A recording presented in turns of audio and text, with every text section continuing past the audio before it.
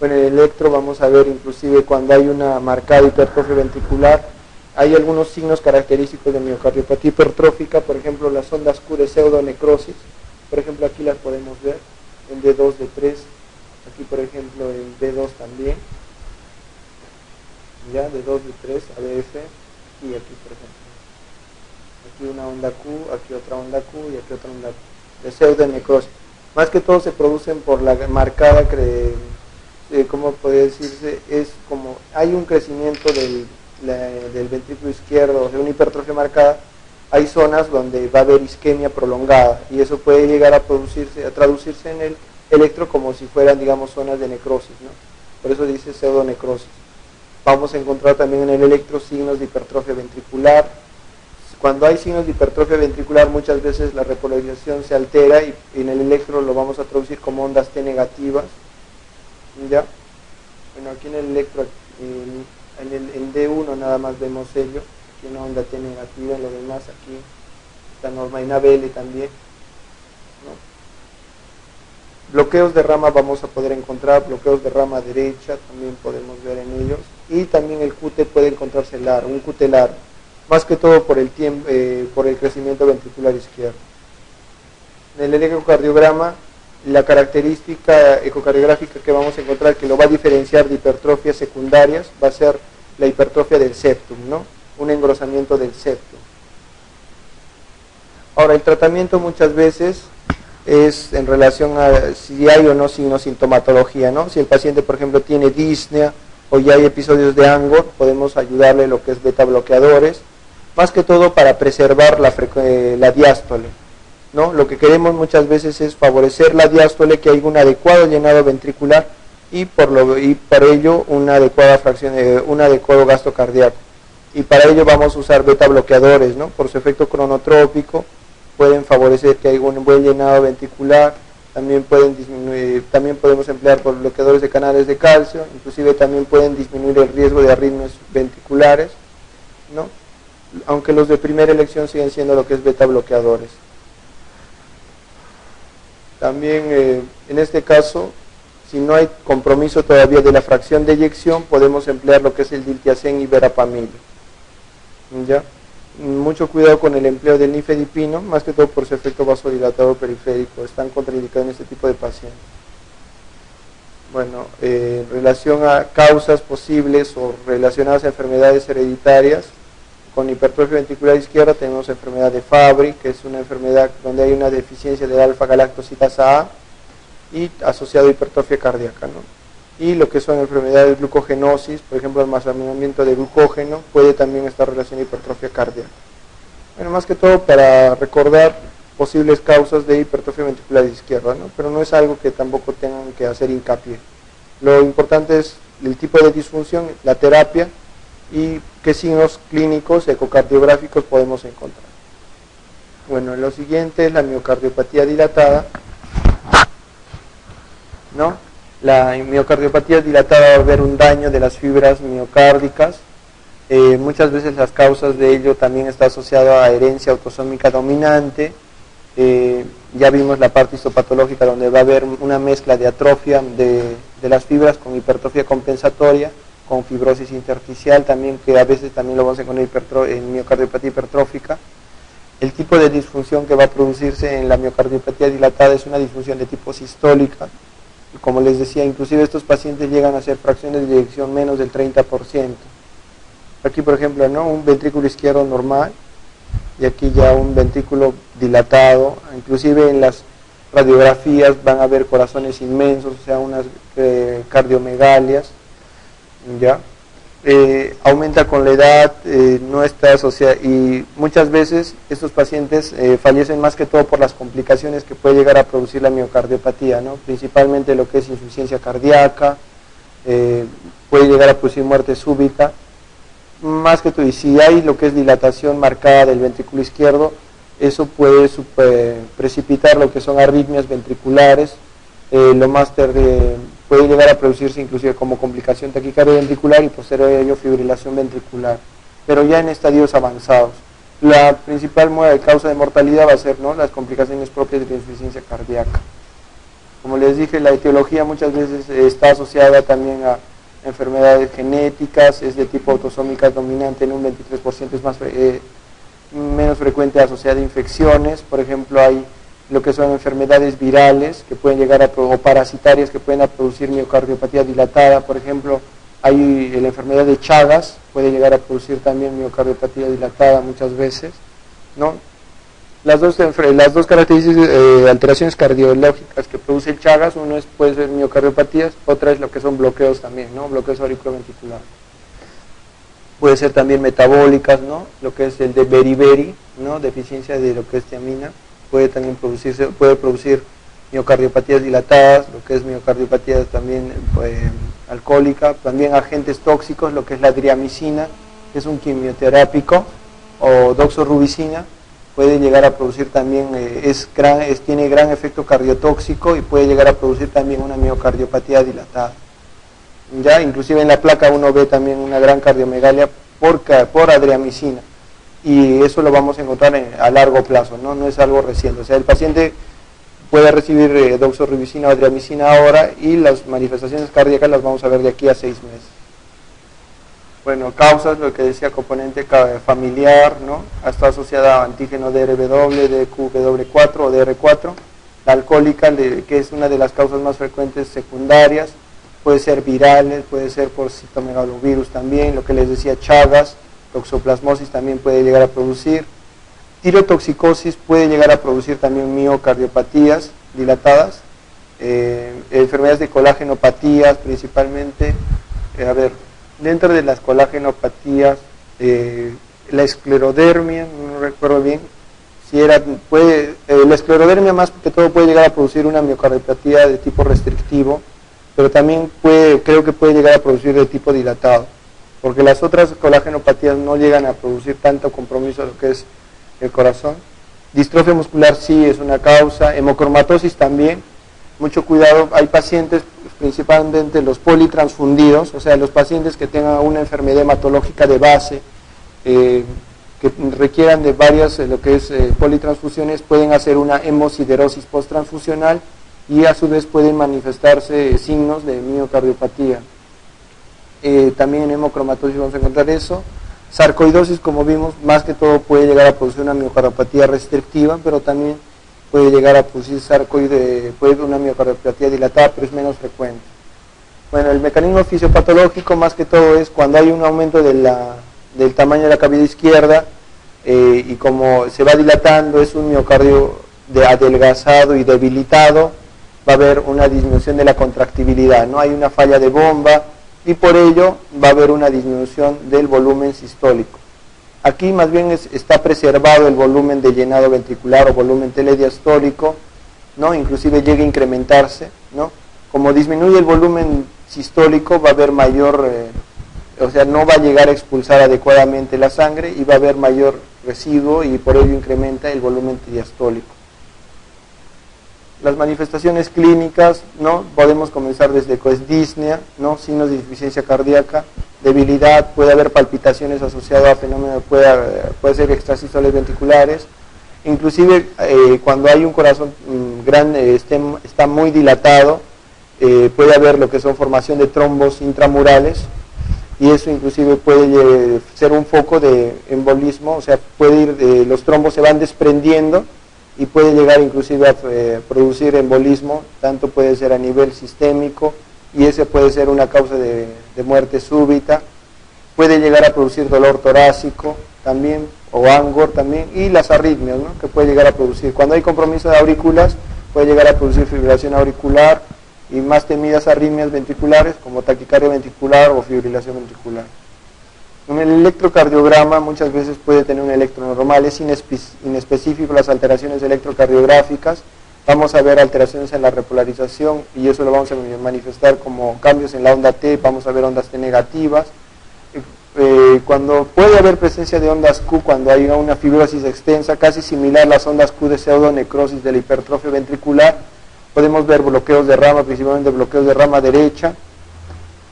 Y una característica a veces de las miocardiopatías, o para sospechar, es que en las derivaciones precordiales vamos a ver complejos de alto voltaje, por ejemplo, mientras que en las frontales, lo que es bipolares, D1, D2, D3, ABR, ABL, ABF, muchas veces hay una contraposición, o sea, va a haber complejos de bajo voltaje.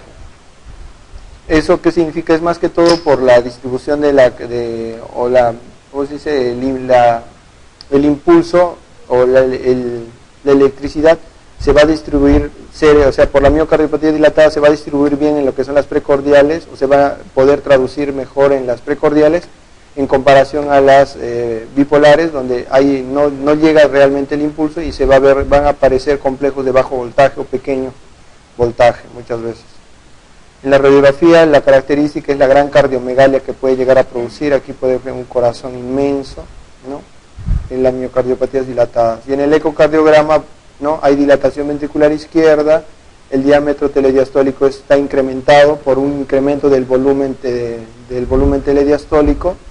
Una característica importante es la fracción de eyección, que va a encontrar muy disminuida, inclusive, como les decía, pueden llegar a ser fracciones de eyección menos del 30%, y hay una dilatación del ventrículo izquierdo mayor al 100%. Bueno, el tratamiento muchas veces en estos casos se puede llegar a emplear lo que son inotrópicos, dependiendo de la disminución de la fracción de eyección. Puede llegar a usarse lo que son YECAS, principalmente para disminuir la remodelación miocárdica. Puede llegar a mejorar la disnea y la tolerancia al ejercicio también, ¿no? Pero principalmente su efecto va a ser a largo plazo, ¿no? Hace que a largo plazo disminuya la remodelación, disminuyendo de esa manera la mortalidad cardiovascular.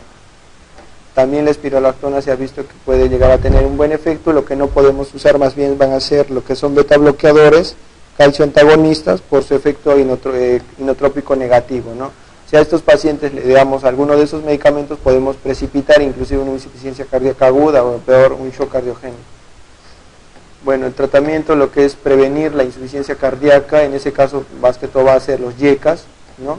Podemos, beta bloqueadores, en pacientes que tengan un infarto reciente solamente y tengan una fracción de eyección sin alteración de la fracción de eyección, o sea, la fracción de eyección esté por encima del 55%, en ese caso sí puedes utilizar beta bloqueadores, pero si ya hay compromiso de la fracción de eyección, está contraindicado el empleo de beta bloqueadores.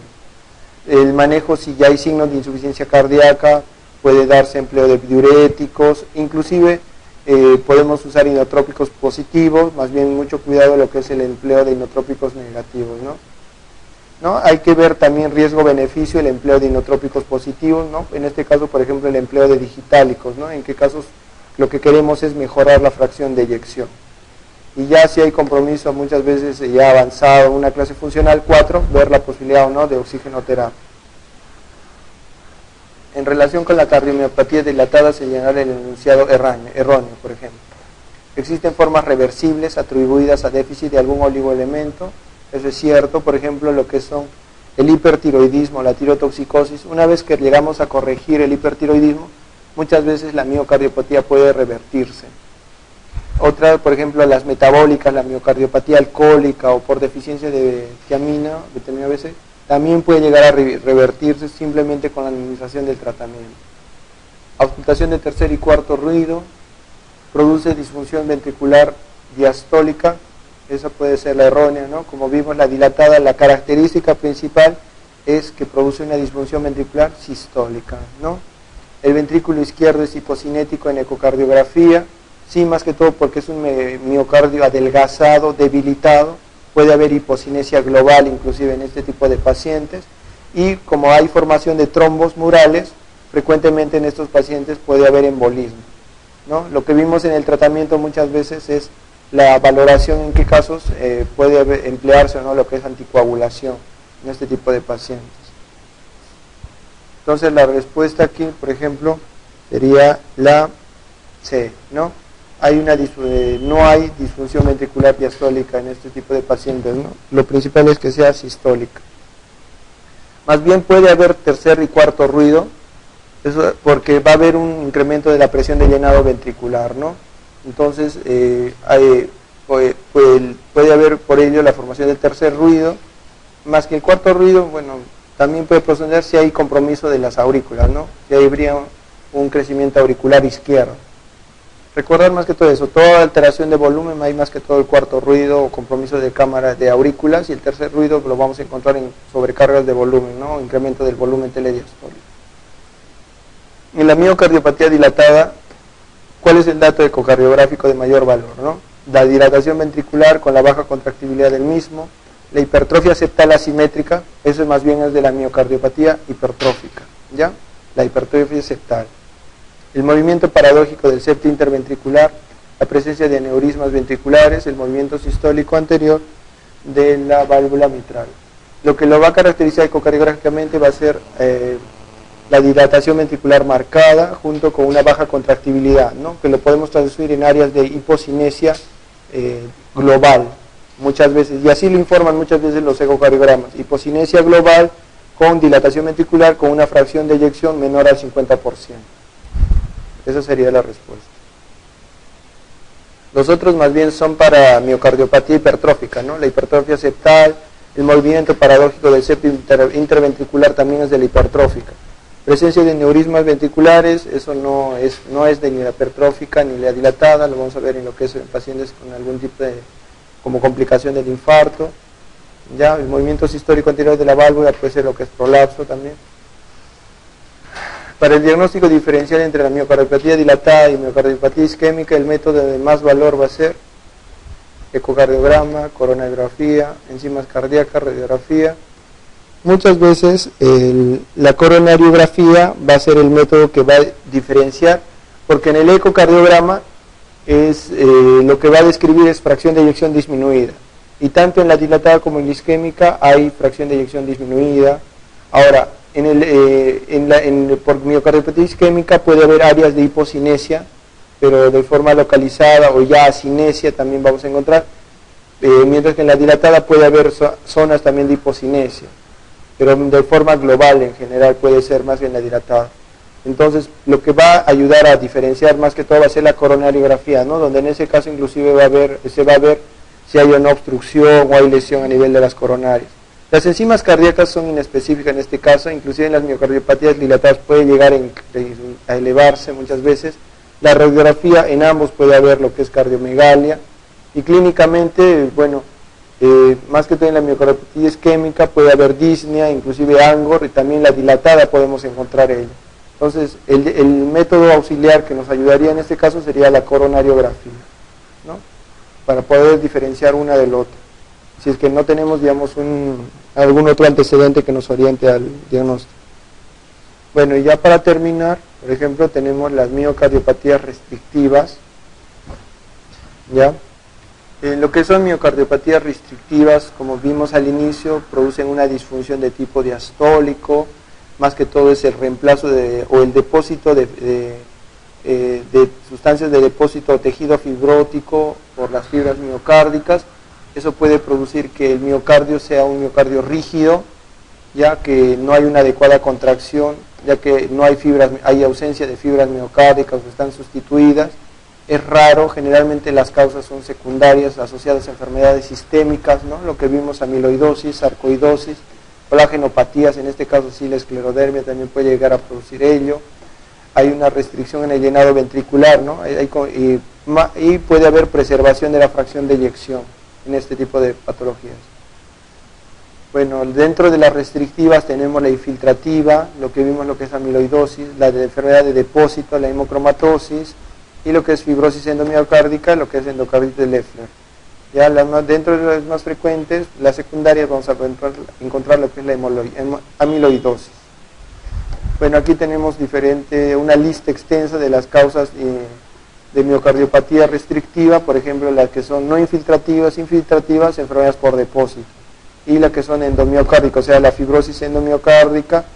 También, por ejemplo, vamos a repasar una por una, las no infiltrativas, por ejemplo, las primarias, o sea, idiopáticas, que tengan un componente familiar asociado, la esclerodermia también, lo que les decía, lo que es, bueno, aquí miocardiopatía diabética también. Las infiltrativas tenemos amiloidosis, sarcoidosis, Gaucher, enfermedad de una colagenosis, que también puede llegar a producir miocardiopatía hipertrófica, como vimos.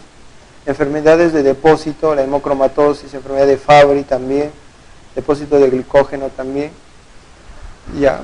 Ahora, dentro de las causas menos frecuentes, el síndrome hipereosinofílico puede llegar a producir puede llegar a producir una miocardiopatía restrictiva, pero no es infiltrativa, o sea, es más que todo por un fenómeno inflamatorio, inclusive que tratando la causa es un tipo de leucemia donde puede llegar a revertirse muchas veces, inclusive simplemente dando el tratamiento, que en este caso son glucocorticoides o inmunosupresión, puede llegar a controlarse, inclusive a revertir la miocardiopatía restrictiva. Otras causas, por ejemplo, tenemos cánceres, también postradiación, toxicidad por antracíclicos, ¿no? De diferenciar eso de la adriamicina, que puede producir miocardiopatía dilatada, y algunas drogas pueden llegar a producir, ¿no? Ergotamina, serotonina, metilsergida, mercurio, ¿ya? Dentro de todas estas causas, la más frecuente, quiero que recuerden más que todo amiloidosis, sarcoidosis, también esclerodermia, que es frecuente, la esclerodermia, como causa de miocardiopatía restrictiva. Ya menos frecuente las otras, ¿no? Fibrosis endomiocárdica, por ejemplo. Ahora, clínicamente, ¿qué vamos a encontrar? Vamos a encontrar disnea, ¿no?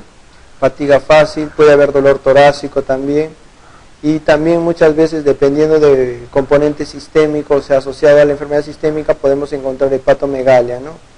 Muchas veces hepatomegalias gigantes, y estamos planteando que la miocardiopatía restrictiva puede estar asociada a enfermedades de depósito. Por ejemplo, la amiloidosis puede llegar a producir hepatomegalia, la enfermedad de Gaucher o las enfermedades de glucógeno pueden llegar a producir hepatomegalias inclusive gigantes, y muchas veces puede estar asociada y puede ayudarnos a orientarnos a que pueda estar teniendo una miocardiopatía restrictiva.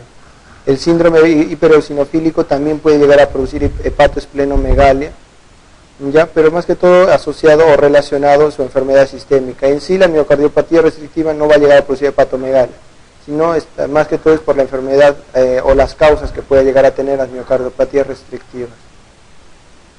Amiloidosis cardíaca, ¿qué características vamos a tener? Disfunción diastólica, lo que les decía, y muchas veces cuando ya hay una fibrosis marcada de la fibra miocárdica, hay un reemplazo, no solamente vamos a encontrar disfunción diastólica, sino ya en la evolución puede haber una disfunción sistólica agregada, o sea, una disfunción mixta con compromiso de la fracción de eyección. Como hay reemplazo del tejido miocárdico por tejido fibroso, esto puede precipitar a que hayan arritmias y también inclusive bloqueos, ¿no?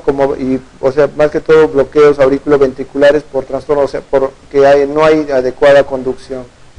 Puede haber ortostatismo también, y dependiendo de la causa, lo que si es amiloidosis, el tratamiento va a ser glucocorticoides, ¿ya? Lo que es la hemocromatosis, lo que es incremento de los depósitos de hierro, el diagnóstico va a ser por biopsia endomiocárdica, deferoxamina va a ser el tratamiento, ¿no? Recordar muchas veces que hemosiderosis posttransfusional también es un incremento de los depósitos de hierro por politransfusiones, y también puede llegar, el tratamiento va a ser deferoxamina, pero está asociado a pacientes politransfundidos. Más que todo esto, recuerden, como caso clínico a veces puede llegar a preguntar, ¿no? Paciente que tiene aplasia, tiene una leucemia y muchas veces se le ha transfundido, y clínicamente en el ecocardiograma hay una miocardiopatía restrictiva, ¿no? ¿Cuál es el diagnóstico? En ese caso sería una hemosiderosis posttransfusional, ¿no? Y el mecanismo sería por depósito de hierro a nivel miocardio. Ya después tenemos la sarcoidosis, que es la formación de granulomas.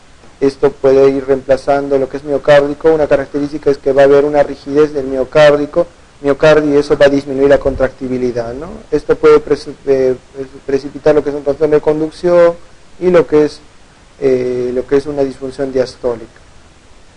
Ahora, también tenemos lo que son a veces, más que todo para terminar, aunque lo vamos a ver en la próxima clase, lo que son miocarditis, ¿no? Donde muchas veces está asociado a fenómenos infecciosos, tanto bacterianos, virales, hasta parasitarios. Fármacos también pueden producir miocarditis, lo que son desde antidepresivos, más que todo agentes quimioterápicos también pueden llegar a producir, postradiación también. Bueno, dentro de los virales tenemos lo que es, o qué características vamos a tener, antecedentes de una infección viral, puede llegar a producir dolor torácico.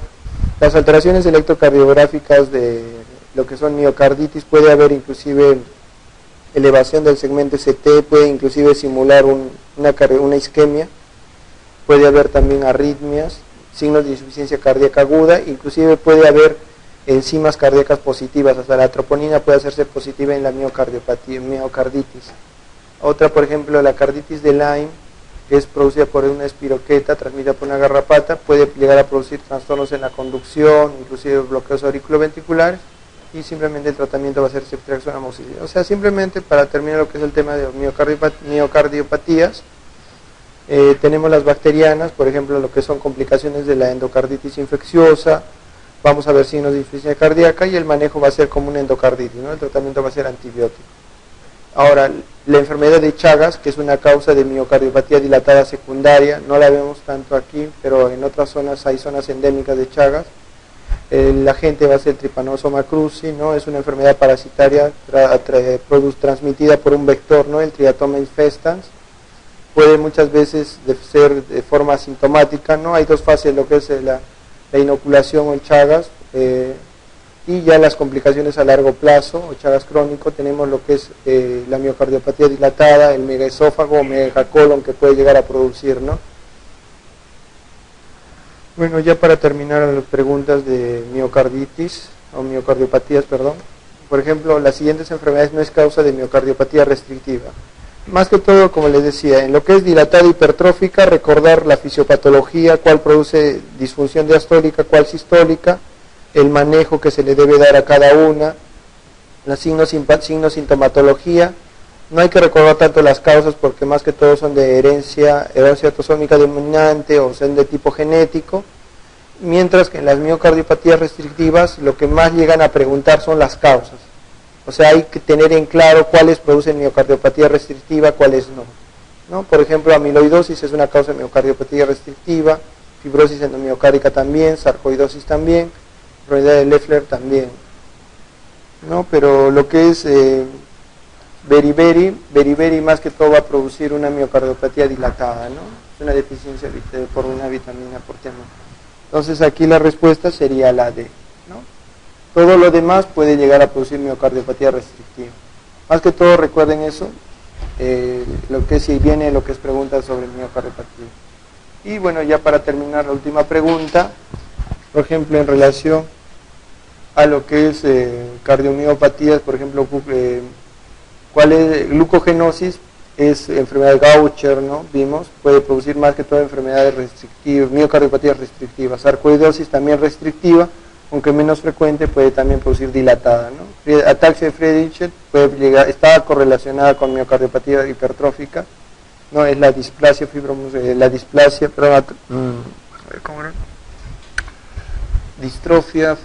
distrofia muscular, puede producir también distrofia. Amiloidosis, la amiloidosis también puede llegar a producir miocardiopatía restrictiva, y beriberi también es dilatada, ¿no? Esa sería la respuesta, ¿no? ¿Cuál es la errónea? Sería la E.